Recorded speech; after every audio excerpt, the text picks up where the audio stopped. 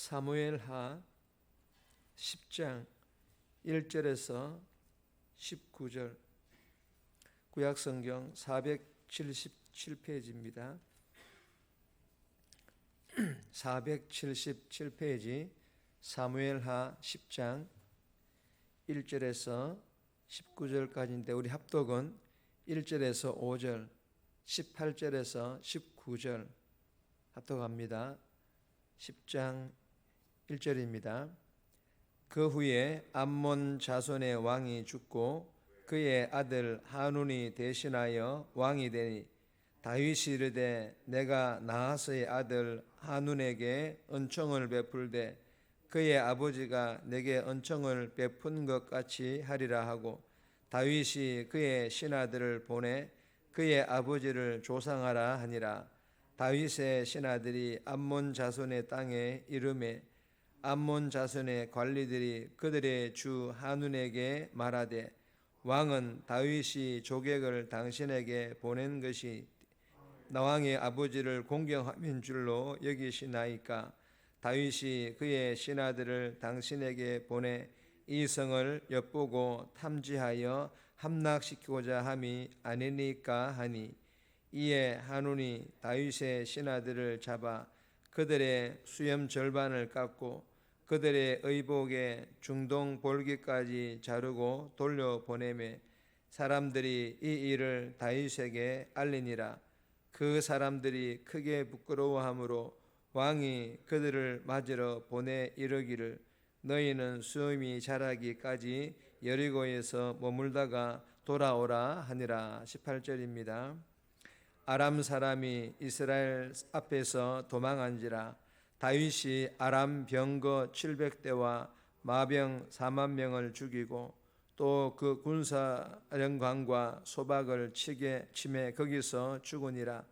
하닷 에셀에게 속한 왕들이 자기가 이스라엘 앞에서 패함을 보고 이스라엘과 화친하고 섬기니, 그러므로 아람 사람들이 두려워하여 다시는 암몬 자손을 돕지 아니하니라. 아멘. 오늘 본문의 제목은 권력의 정점에 선 다윗. 권력의 정점에 선 다윗. 오늘 본문은 다윗 왕이 암몬 왕 하눈을 선대하지만 하눈은 다윗의 이 선의를 짓밟고 전쟁을 도발합니다.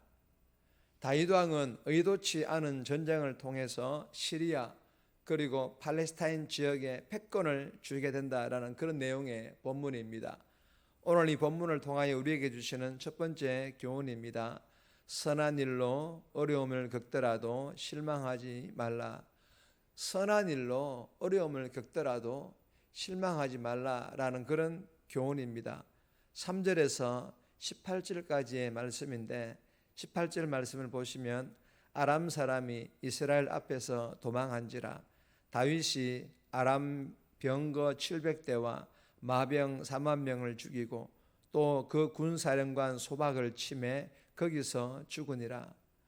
여러분, 본문은 우리의 선의가 짓밟히고 그로 인해 어려움을 겪더라도 하나님께서는 우리의 그 선의를 통해 하나님의 뜻을 이루시고 우리에게도 더 큰 은혜를 베푸신다라는 그런 교훈의 말씀입니다. 암몬 왕 하눈은 다윗 왕이 보낸 조문단들의 얼굴에 반쪽만 수염을 깎고 조문단들의 옷을 아랫부분만 잘라서 볼기와 하체를 드러낸 채 돌려보냈습니다. 암몬 왕 하눈은 그렇게 다윗 왕의 선의를 모욕으로 갚으며 전쟁을 도발했습니다.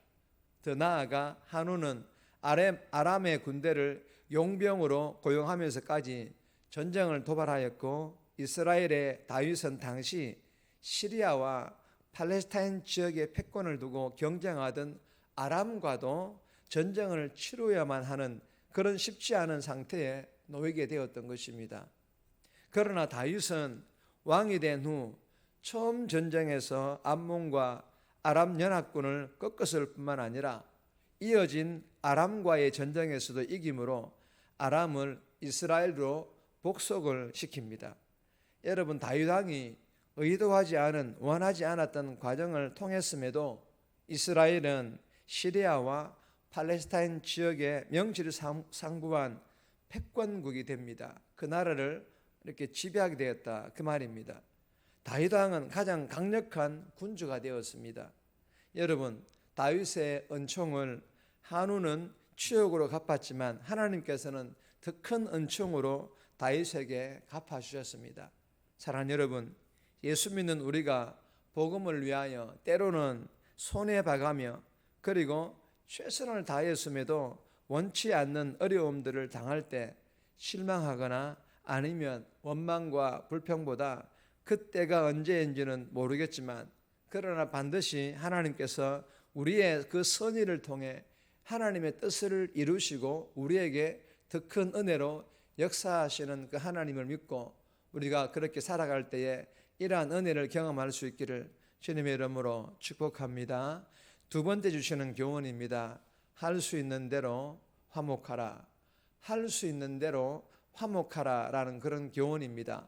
1절 2절 말씀인데 2절 말씀 보시면 다윗이 이르되 내가 나하스의 아들 한운에게 은총을 베풀되 그의 아버지가 내게 은총을 베푼 것 같이 하리라 하고 다윗이 그의 신하들을 보내 그의 아버지를 조상하라 하니라. 다윗의 신하들이 암몬 자손의 땅에 이르매. 여러분, 이 본문은 성도라면 모든 사람들을 선대하고 먼저 화평을 청하라 라는 그런 교훈의 말씀입니다. 다윗 왕은 이스라엘 내부에 무비보셋뿐만 아니라 이 무비보셋은 절친 요나단의 아들이죠. 이 무비보셋뿐만 아니라 이방 나라인 암몬에게도 은총을 베풀려고 했습니다. 암몬은 약소국이었기에 왕이 죽은 혼란을 틈타 정복할 수도 있었지만 다윗 왕은 조문단을 보내며 새로운 왕 한운과도 우호 관계를 이어가려고 했던 것입니다. 그러나 여러분, 우리는 어떻습니까? 하나님께로부터 받은 이 은총을 나누어주는 대상에 대하여 공동체 내부의 사람들로만 국한하고 있지는 않습니까? 만약에 그렇게 국한한다면 잘못된 것이라는 것입니다. 사랑하는 여러분, 본문은 공동체 밖의 사람들, 교회 밖의 사람들, 특히 하나님을 믿지 않는 사람들에게도 친절히 대하며 그들과 평화로운 관계를 맺기 위해 노력해야 할 것을 본문 다윗 왕을 통하여 교훈하고 있습니다. 로마서 12장 8절입니다. 다 같이 읽습니다. 할 수 있거든 너희로서는 모든 사람과 더불어 화목하라. 할 수 있거든 너희들은 모든 사람과 더불어 화목하라 라는 그런 교훈의 말씀입니다. 여러분, 이것이 악인과 불의한 자에게도 은총을 베푸셨던 하나님의 뜻이며 또한 하나님을 믿는 하나님의 자녀다운 모습임을 깨닫고 이 새벽에 기도하며 은혜를 받아 오늘 하루 주신 교훈대로 만나는 사람들에게 할 수 있는 대로 예수의 사랑을 흘러보내며 화목하는 삶 살아갈 수 있기를 주님의 이름으로 축복합니다. 세 번째 주시는 교훈입니다. 배려하고 헤아리고 섬겨라. 배려하고 헤아리고 섬겨라 라는 그런 교훈입니다. 5절 말씀 보시면 사람들이 이 일을 다윗에게 알리니라. 그 사람들이 크게 부끄러워함으로 왕이 그들을 맞으러 보내 이르기를 너희는 수염이 자라기까지 여리고에서 머물다가 돌아오라 하니라. 여러분, 이 본문은 우선권과 결정권을 가진 사람들이 다른 사람의 입장을 먼저 헤아리고 배려할 때 아름답게 빛난다라는 그런 교훈의 말씀입니다. 다윗 왕은 자기가 받은 모욕감보다 신하들이 겪는 수치를 먼저 생각했다라는 것입니다. 그래서 서둘러 사람을 보내 새 옷을 전달하고 깎인 수염이 자랄 때까지 사람들의 눈에 띄지 않게 여리고에 머물도록 배려했다라는 것입니다. 사랑하는 여러분, 자기가 받은 모욕을 갚는 일보다 신하들의 수치를 가려주는 일을 우선시하는 이 다윗 왕의 모습이 멋지지 않습니까?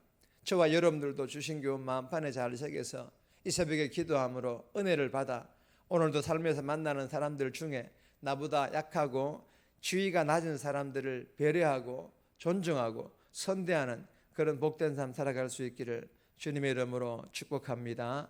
정리합니다. 선한 일로 어려움을 겪더라도 실망하지 않고 하나님의 때에 우리의 선을 통해 하나님의 뜻을 이루시고 더 큰 은혜 주심을 경험하게 해달라고. 두 번째로는 할 수 있는 대로 나보다 약한 사람들을 배려하고 섬김으로 화목을 이루어 선한 영향력을 통해 복음 전하는 삶 살아갈 수 있도록 도와달라고 이 새벽에 기도하며 오늘 하루도 살아갈 수 있기를 주님의 이름으로 부탁드립니다.